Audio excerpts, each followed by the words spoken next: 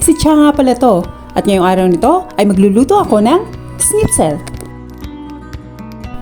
Gumamit ako rito ng mga chicken breast. At hiniwa ko to ng napakanipis, kagaya nito.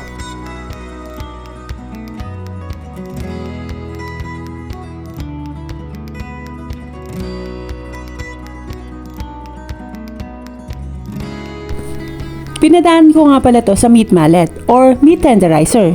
As the name suggests, makakatulong to para maging tender ang ating chicken meat.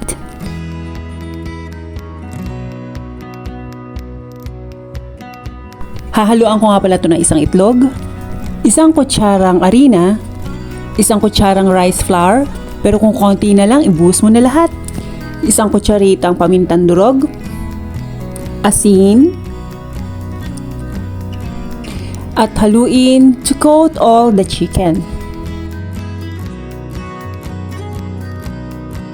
Sa isang bowl, pagaluin natin ang harina at breadcrumbs. Ito nga pala yung ginagamit ko dahil ito lang yung available dito sa Turkey.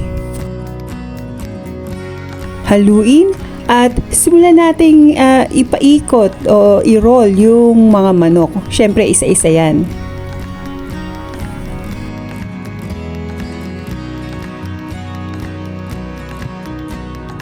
Habang niro-roll ko sa breading mix ang manok ay nagpainit na ako ng mantika at ito ay ready nang prituhin.